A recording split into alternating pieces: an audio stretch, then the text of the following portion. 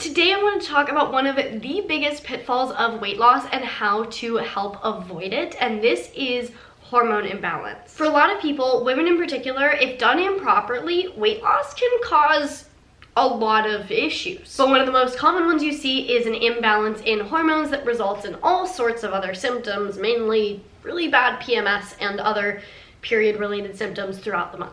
And while this issue does tend to mostly affect people who have a regular menstrual cycle or should have a regular menstrual cycle, everyone has hormones, and so everyone stands to benefit from implementing certain practices to make sure that your aesthetic goals are not interfering with your hormone balance. And not only are symptoms of hormone imbalances not fun, like mood swings, anxiety and depression throughout the month, painful periods, skin issues, low energy, gut issues, all sorts of things like PMS. If you have PMS, that is a sign that something is off. It is not something that you should have to live with if everything is imbalanced. But also, developing hormone imbalances over the course of weight loss is going to make it harder to keep that weight off once you lose it. So if your goal is to lose fat, a sub-goal under that should be to maintain hormone balance as you do so. If you want to get to the point where you've lost fat and you're happy and healthy and not experiencing a bunch of other symptoms, this is super important to focus on. So today I just wanted to touch on a bunch of different points to help support your hormones as best you can as you are in a calorie deficit to lose fat. Here's the crux of the issue.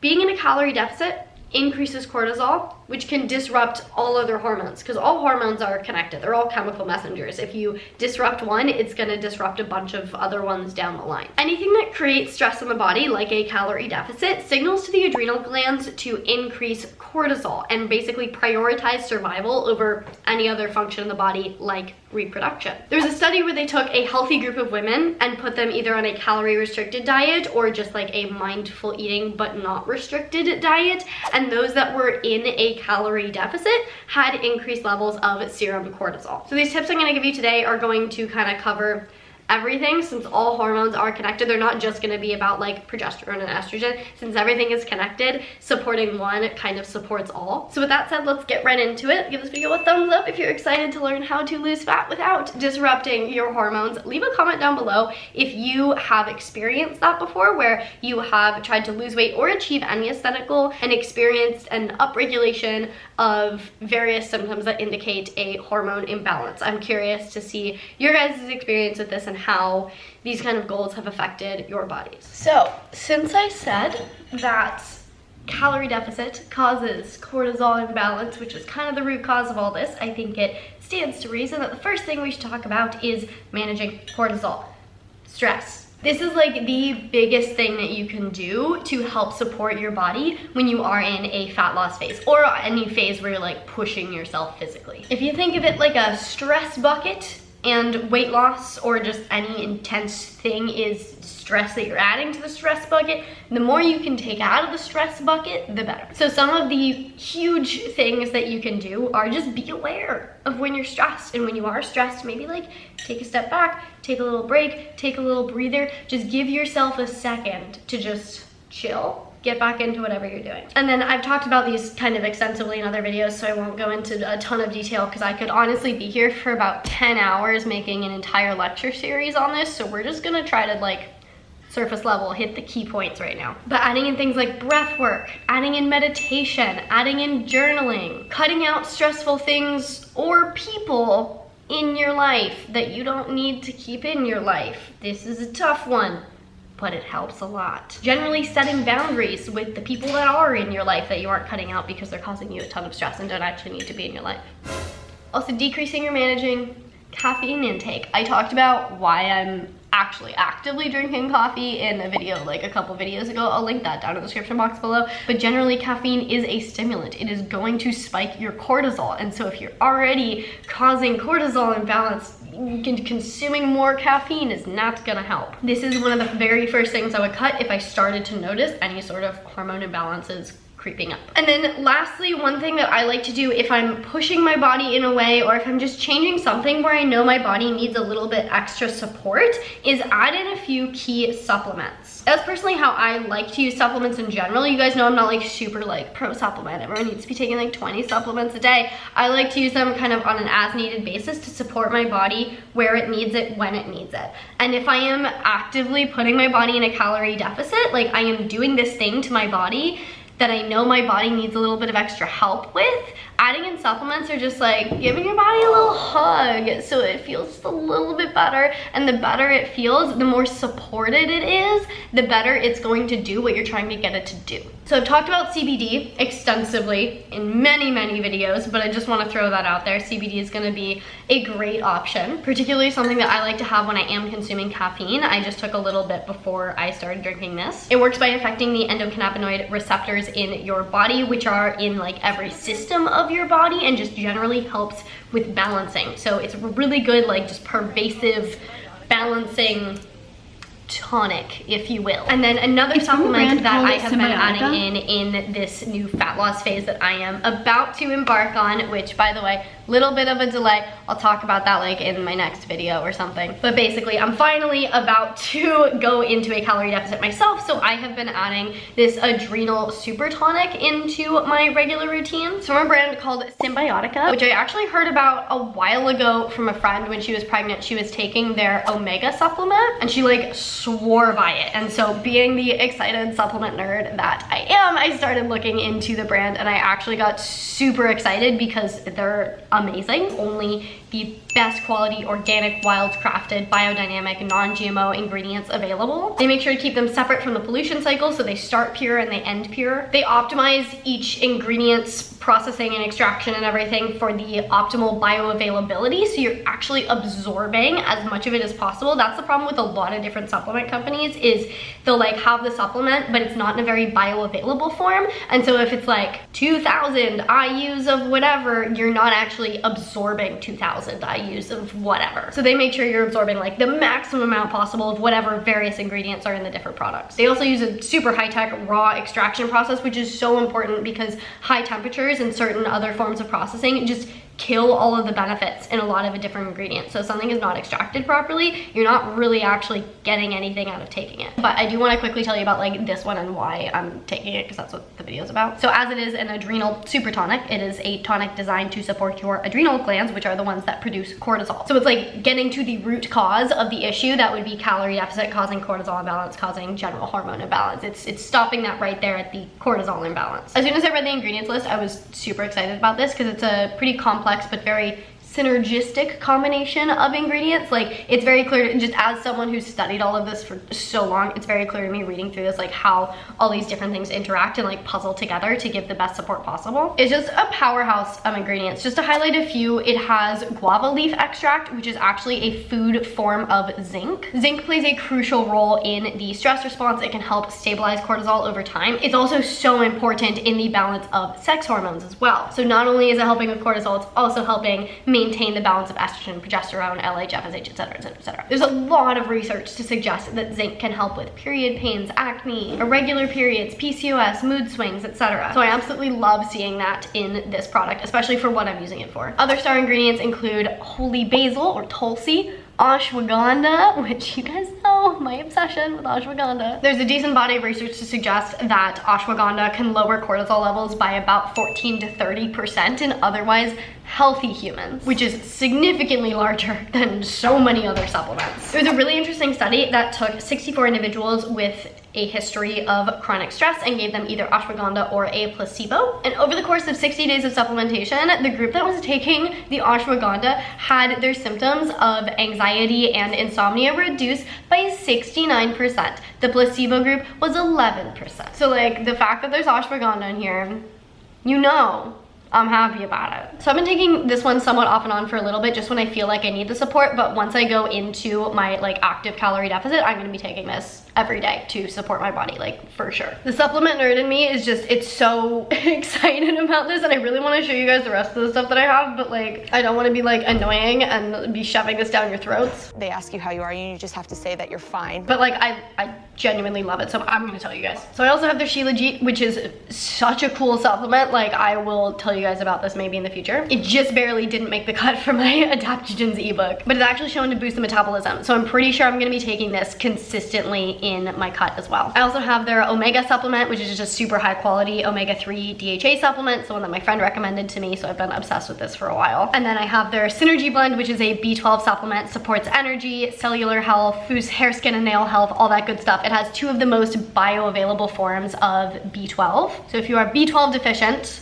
this would be highly recommended. And I really want to try their Golden Mind supplement. It just sounds so cool. I just haven't gotten around to it yet. Anyway, as you can see, I am obsessed. All of their stuff just brings out the supplement nerd in me, and I get really excited about it. So I'm so glad to like finally be talking about it with you guys. I love finding brands that actually do things right. As I am sitting down to breakfast, I thought this would be a good time to talk about the nutrition things that you can do to support your body in a calorie deficit to prevent hormone imbalance. First and foremost, just don't be too aggressive with your deficit. If you try to go into like a 50% deficit, your body's gonna be like, yo, this is super stressful, let's produce all the cortisol, and then that's gonna just disrupt everything, and it's not gonna be a good time. So be gentle with your body. Don't cut all the calories, just a few calories. Next thing, particularly for people with menstrual cycles, this is less important for people that like do not need to have a menstrual cycle. Don't cut out any macros. I see a lot of people trying to lose fat by cutting carbs, and especially for people that are supposed to have a regular menstrual cycle, that can really mess with your hormones. We need carbohydrates in order to ovulate, and the amount of carbs that are needed in order to maintain a healthy menstrual cycle definitely varies from person to person. This is why some people can totally get away with keto, be totally fine, it won't affect their hormones, they're okay. But if you're at all concerned about it, if you already have hormone imbalances and you don't want them to get worse, cutting carbs is not going to be the solution. And carbs are totally okay when you're trying to lose fat. I've talked about this extensively before too. I'll link my video down in the description going into how carbs actually can support fat loss. But it's important to note that they're also going to support healthy hormone balance as you are trying to lose fat. And the other thing that people tend to cut out when they're trying to lose fat is fat. But eating a low-fat diet decreases your body's production of estrogen and progesterone. So if you're trying to keep those at healthy levels, cutting out fat is not a good idea. And this is because all hormones are made from protein and fat. Sex hormones are made from cholesterol, but like if you don't have enough fat in your diet, your body can't synthesize hormones. So get that fat, obviously get that protein. Most people don't cut out protein when they're trying to lose fat, which is why I didn't mention it, but like don't cut out protein. Eat some eggs, get some good cholesterol. Ooh, that's gonna be controversial. This should be fun. Basically eat enough and eat enough of everything. Diet quality also becomes more important when you are restricting calories, mostly because it becomes even more important to get in all of the micronutrients because you have fewer calories in which to get the micronutrients. If you also scale back on micronutrients while scaling back on your calories, then you may end up deficient in things, and any deficiency can potentially affect hormones. This breakfast, fantastic example of being super micronutrient dense. We got a little veggie scramble, some broccoli, eggs are nature's multivitamin. Like we got all the good stuff going on here. So I told you guys that when I was trying to eat at maintenance, I was trying to eat so high carb that it was harder for me to get a ton of veggies in.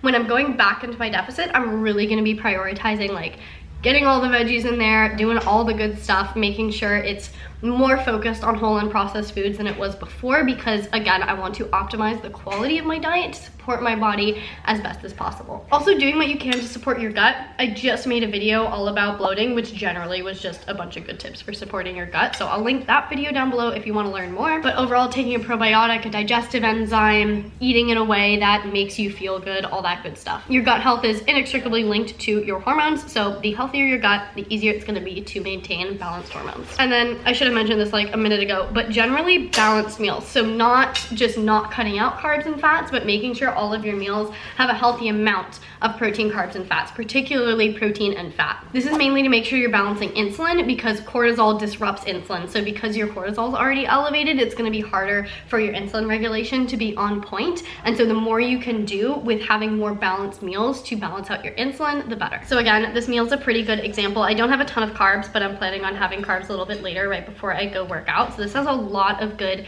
protein, fat, and some carbs from the veggies.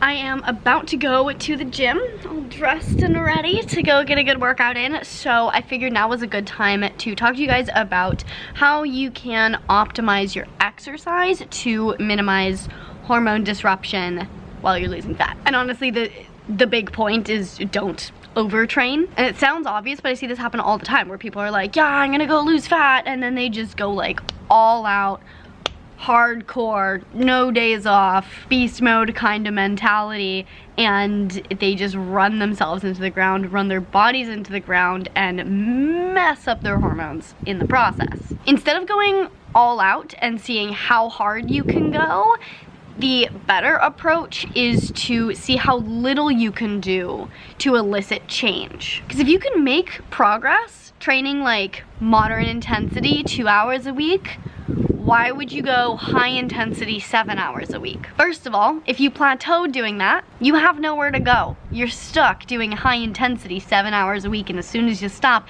there goes that extra calorie burn. Second of all, exercise exerts eustress on the body. Generally, eustress is the good stress. It's the kind of stress that pushes the body to adapt in a positive way, as opposed to distress, which is basically just negative. But exercise can become distress when there is too much of it, because exercise is a stressor on the body. So we talked about the stress bucket. If you're putting too much stress in the stress bucket, it's not gonna be a good time. That's what's gonna cause your cortisol to go out of whack, cause the rest of your hormones to go out of whack. Basically, if you're doing too much exercise, your sex hormone production takes a backseat to cortisol production. So your body's gonna make more cortisol. That's going to inhibit its production of estrogen, progesterone, etc., etc. I have a whole video about signs and symptoms of overtraining and how to kind of correct that, so I'll link that down in the description box below if you think you might be falling into this category. But one of the major causes of more PMS symptoms, like right before you get your period, is caused by estrogen dominance, which can be excess estrogen or low progesterone. And low progesterone can definitely be caused by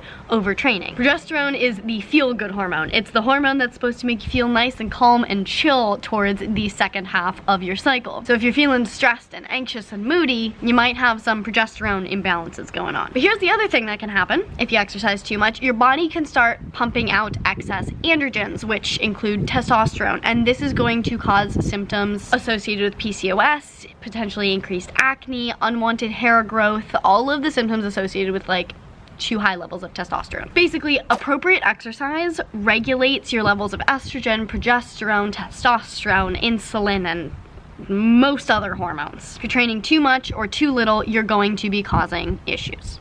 The last super important factor to consider when you are trying to make sure you don't throw off your hormones while you're losing fat is sleep. If you've been watching my channel for a while, you probably guessed this is also going to be a category, but sleep is so important, especially for regulating cortisol, which, as I said, is the root cause of all the hormone imbalances caused by being a calorie deficit. But not only will sleep help regulate cortisol levels, it'll also help regulate testosterone. That's a huge one. It'll have a positive impact on your leptin levels and your ghrelin levels, so your hunger and satiety hormones.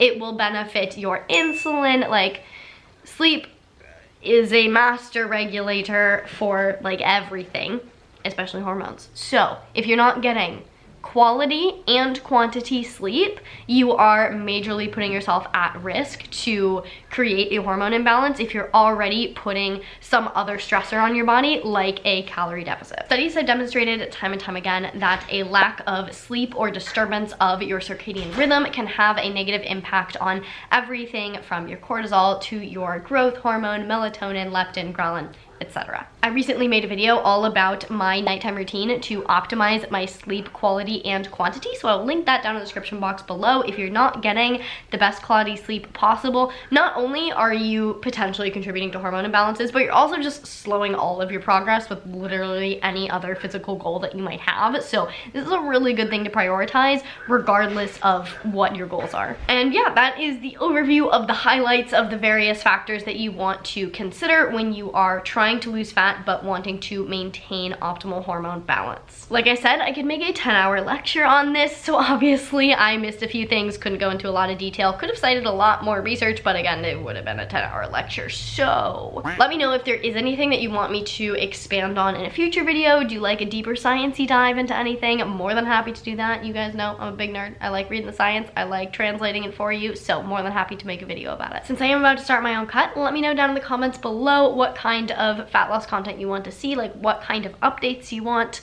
Let me know what you guys want to see, because I will show you what you want to see. In the meantime, if you like this video, please give it a big thumbs up. It really does support me and my channel. I really appreciate it. Please share this video with your friends, your family, and your neighbors. If you want to see more videos from me all about health and fitness, you can check them out over here. To see future videos, make sure you hit that subscribe button. Hit the little notification bell so you get notified when I post a video. Also, check out that link to Symbiotica. Get 15% off with the code Marissa15. And I will see you very soon.